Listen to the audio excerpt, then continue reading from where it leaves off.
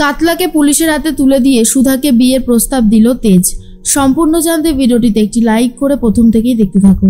গল্পের শুরুতেই দেখা যায় সুধা 50,000 টাকা জোগাড় করে ফেলেছে। সুধার বান্ধবী তখন বলে, হ্যাঁ রে সুধা, তুই এখন কি করবি বলতো? সুধা তখন বলে, কি আর করব, আমি এখান থেকে অনেক দূরে চলে যাব। সুধার বান্ধবী বলে, তোর কি মাথা টাথা খারাপ হয়ে গেল? এত বড় একটা শহরে গিয়ে তুই কি করবি? তারপর তুই তো কিছু চিনিসও না, জানিসও না। না না সুধা, তোর এইভাবে যাওয়াটা কিন্তু উচিত হবে না। সুধা তখন বলে, দেখ আমাকে আটকাস না, আমাকে আটকালে কিন্তু হবে না।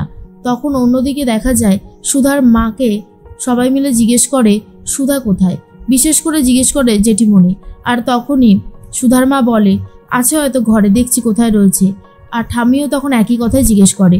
সুধার মা ঘরে এসে দেখে সুধা কোথাও নেই। এর মধ্যেই ঝিনুক বলে, কি হয়েছে মা, দিভাই কোথায়? সুধার মা তখন বলে, কি জানি, মেয়েটা যে কোথায় গেল কে জানে। এরপরেই ঝিনুক এদিক ওদিক খুঁজতে থাকে আর তখনই চিঠিটা পেয়ে যায়। সুধার লেখা চিঠিটা পায় আর সেখানে লেখা রয়েছে, তুমি তো জানোই মা, আমি কোনোদিনও অন্যায়ের সাথে আপোষ করিনি আর আজও করতে চাই না। আমি নিজের ক্ষমতায় কিছু একটা করতে চাই। বিয়ের আগে বিয়ের পরে দুটো জীবনই আমার পুরো বদলে গেছে। বিয়ের আগের যে জীবনটা ছিল সেটা অন্য রকমের ছিল আর বিয়ের পরের জীবনটা অন্যরকম। আর তারপর যখন ডিভোর্স হয়েছে তখনের জীবনটা তো পুরো নরকের মতন হয়ে উঠেছে। ডিভোর্স হয়েছে বলে মানুষ আমাকেই সবসময় খারাপ চোখে দেখে, কিন্তু আমি যে কি অন্যায় করলাম সেটা মাঝে মধ্যে আমি নিজেই বুঝতে পারছি না। একটা ডিভোর্সি মেয়ে কি সমাজে মাথা উঁচু করে বাঁচতে পারে না? আমি সেটা দেখাতে চাই যে বাঁচতে পারে। আমি আমার নিজের ট্যালেন্ট দিয়ে ঠিক একটা না একটা কিছু করব। দেখো, কাতলাদাকে আমি বিয়ে করতে পারবো না। কাতলাদার মতন একটা লম্পটের সাথে বিয়ে করলে আমি কোনোদিনও সুখী হব না, আর ওকে আমি বিয়ে করতে চাইও না। তাই আমি নিজের রাস্তা নিজেই দেখে নিলাম। আমি নিজে একটু ভালো থাকতে চাই আর তোমাদের সবাইকে ভালো রাখতে চাই। তার জন্য আমাকে সৎ পথে থেকে যা যা করতে হয় আমি সবটাই করব। তুমি ভালো থেকো মা। ঝিনুককে দেখে রেখো, ও তো চিরকালই প্রতিবাদী, সবসময় প্রতিবাদ করতে ভালোবাসে। কিন্তু ও এটা বুঝতে পারে না অনেক সময় অনেক জায়গায় এমন আছে যেখানে প্রতিবাদ করা যায় না। যখন ভাবতাম যে এটা আমার নিজের বাড়ি তখন সেই দিনগুলো অনেক ভালো ছিল, কিন্তু এখন বিয়ের পর ডিভোর্সের পর বুঝতে পারি যে এই বাড়িটাকে আমি নিজের বাড়ি বলে ভাবতাম সেটা আমার আসলে নিজের বাড়িই নয়। কারণ নিজের বাড়িতে যেভাবে প্রতিনিয়ত আমাকে অপমানিত হতে হচ্ছিল আমি আর মেনে নিতে পারছিলাম না। আমাকে প্লিজ ক্ষমা করে দিও। আর এই চিঠিটা পড়ার পরেই সুধার মায়ের হাত থেকে চিঠিটা পড়ে যায়। খুবই কান্নাকাটি করতে থাকে আর বলে, এবার কি বলবো?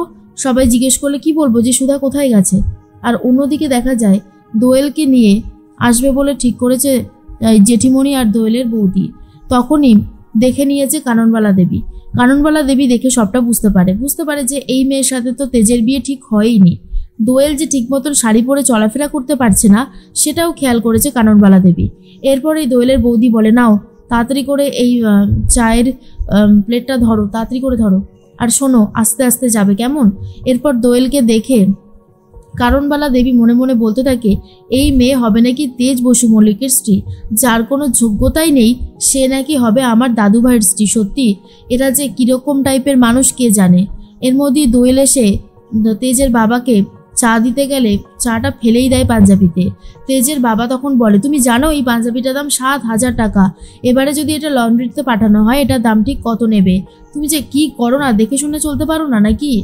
এরপর জেঠিমণি বলে, ভুল হয়ে গেছে দাদা, আমার মেয়ে এত ভালো চা করে না, চা একবার খেলে বারবার চা খেতে ইচ্ছা করবে। আর এর মধ্যেই এসব কথা শুনে কাননবালা দেবী রিয়াক্ট করতে শুরু করে আর বলে, তাই নাকি? তা আপনার মেয়ে তো দেখছি শাড়ি পরে ঠিক মতন হাঁটতেই পারছে না, দেখে বোঝাই যাচ্ছে যে ও শাড়ি পরে ঠিক একটা হাঁটতে পারে না, শাড়ি খুব একটা পরেই না, এই আজকে আমরা আসবো বলেই শাড়ি পরেছে। দোয়েলের মা তখন বলে, আসলে হ্যাঁ দিদি, মানে এটা তো হতেই পারে তাই না, মানে সবসময় তো এখনকার মেয়েরা অত শাড়ি পরে না। কাননবালা দেবী বলে, পরে পরে এখনও অনেক মেয়ে আছে যারা সবসময় শাড়ি পরে, আমি নিজে দেখেছি তাদেরকে শাড়ি পরে কতটা ভালোভাবে সব মেনটেন করতে। এর মধ্যে দেখা যায় কাতলা কথা বলতে শুরু করে সুধার সাথে আর বলে, কিরে আমাকে বল সুধা, শেষ পর্যন্ত এসেছিস বিয়ে করতে তো আমাকে? সুধা বলে, দেখো কাতলাদা, তুমি আর অন্যায় করো না, আমি তোমাকে পছন্দ করি না, আমি তোমাকে বিয়ে করতেও পারবো না, তুমি শুধু শুধু জেদ করো না। কাতলা তখন বলে, জেদ করো না মানে? আমি বিয়ে করব, আমি তোমাকে 50,000 টাকা দিয়েছি আর তুমি বলছো এখন আমাকে বিয়ে করবে না? সেটা হতে পারে না। সুধা বলে, এই যে 50,000 টাকা রাখো আর আমাকে ছেড়ে দাও কাতলাদা, আমাকে এইভাবে জোর করতে পারো না তুমি। কাতলা তখন বলে, আমি কি করতে পারি আর কি পারি না সেটা এখন দেখবি, চল মন্দিরে গিয়ে আজকে তোকে আমি বিয়ে করে নেব।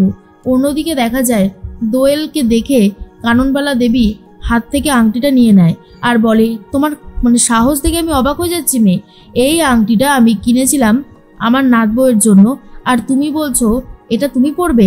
আমার নাত বউ তুমি না, আমার নাত বউ অন্য কেউ, আর তাকে আমি কোথাও দেখতে পাচ্ছি না কেন? আপনারা কি মশাই, আপনারা এইরকম একটা মেয়ের সাথে আমার নাতির বিয়ে দিতে চাইছিলেন? তেজ বসু মল্লিকের স্ত্রী কখনো এইরকম মেয়েরা হয় না, বুঝতে পারলেন? আর অন্যদিকে দোয়েলের মা তখন বলে, তাহলে মাসিমা আপনি কি বলতে চাইছেন? আপনি কার সাথে তেজের বিয়ে ঠিক করেছেন, আশীর্বাদ করতে চাইছেন? কাননবালা দেবী বলে, সেই মেয়েকে তো আমি এখানে দেখতেই পাচ্ছি না। এর মধ্যেই তেজ দেখে যে রাস্তার মধ্যে অসভ্যতামি করতে থাকে দুজন ছেলে, আর তার মধ্যে রয়েছে সুধা। সুধাকে এখানে দেখে গাড়িটা থামিয়েছে তেজ। সুধা তখন বলে, এই যে তোমার টাকা, আমি চলে গেলাম। কিন্তু কোনোভাবেই ছাড়তে চায় না কাতলা আর বলে, আমি তোমাকে ভালোবাসি আর তোমাকে আজকেই বিয়ে করব। তখন সুধার সাথে যে বান্ধবীটা ছিল তাকে ধরে রেখে দিয়েছে নন্টে, কোনোভাবেই সে নন্টের হাত থেকে নিজেকে ছাড়াতে পারছে না। এর মধ্যেই তেজ বসু মল্লিক এসে প্রতিবাদ করে আর বলে, হাতটা ছেড়ে দিন। কাতলা তখন বলে, কেন? আমাদের প্রেম ভালোবাসার ব্যাপার, এসব আপনি বুঝবেন না, আপনাকে এসবের মধ্যে নাক গলাতেই বা কে বলেছে? তেজ তখন আর কিছু বলতে পারছে না, চলেই যাচ্ছিল, কিন্তু সুধার বান্ধবী তখন বলে, আপনি যাবেন না, সুধা খুব ভালো মেয়ে, সুধাকে অনেক দিন ধরে জ্বালিয়ে চলেছে এই কাতলাদা, একে উচিত শিক্ষা দেওয়া দরকার, সুধা ওকে বিয়ে করতে চাই না। আর এই কথাটা শুনে পর তেজ তখন দাঁড়িয়ে পড়ে আর গুন্ডাগুলোকে মারতে শুরু করে। কাতলাকে তো মারেই, কাতলার সাথে আরো যে গুন্ডাগুলো ছিল সবাই মার খেতে থাকে। কাতলা তখন বলে, আপনার সাহস দেখে আমি অবাক হয়ে যাচ্ছি, আপনি জানেন আপনি কার গায়ে হাত দিয়েছেন? তেজ তখন বলে, আমি হয়তো জানি না, কিন্তু তুই জেনে রাখ আমি কে, আর কটা দিন পরেই আমার পরিচয় জানতে পারবি। এর মধ্যেই জেঠুমণি তখন বলে, আপনি কি বলতে চাইছেন বলুন তো কর্তামা, আমি তো বুঝতে পারছি না। কাননবালা দেবী বলে, সুধা, আমি সুধার সাথে আমার তেজের বিয়ে ঠিক করেছিলাম, সেই সুধা কোথায়? আর এটা শোনার পর তো ঝিনুক খুবই খুশি হয়ে যায়। ঝিনুক তার মাকে ডেকে নিয়ে আসে আর বলে, মা তুমি জানো কি হয়েছে? দোয়েল নয়, সুধাকে ওরা ওদের বাড়ির বউ করতে চাইছে। উফ, আমি তো শুনেই খুব খুশি। দি ভাই কোথায় মা? সুধার মা বুঝতে পারছে না কি বলবে, একেই চিঠিটা, তার উপর সুধা বাড়ি নেই, পুরো ব্যাপারটাকে কি করে সামলাবে বুঝতে পারছিল না। এর মধ্যেই তেজ তখন বলে, চলুন, আর এই রকম লোককে সহ্য করবেন না, পুলিশের হাতে তুলে দিতে হয়। এর বলে পুলিশের হাতে তুলে দেয় আর সুধাকে নিয়ে বাড়ির দিকে রওনা দেয়। সুধার মা কিছু বলে ওঠার আগেই দেখে সুধা পৌঁছে গেছে বাড়িতে, আর এটা দেখার পর সুধার মা অনেক নিশ্চিন্ত হয়। সুধা ভেতরে যেতে ভয় পেলে তেজ তখন বলে, বুঝতে পারছি আপনার ভেতরে যেতে ভয় লাগছে, ভয় পাওয়ার কিছু নেই, অন্যায় আপনি করেননি, এই কথাটা মনে রাখবেন, অন্যায় যে করেছে শাস্তি সে পাবে, আপনি নন, আসুন। এর মধ্যেই সবটা জানতে পারে সুধা যে তেজ তাকে বিয়ে করতে চায়।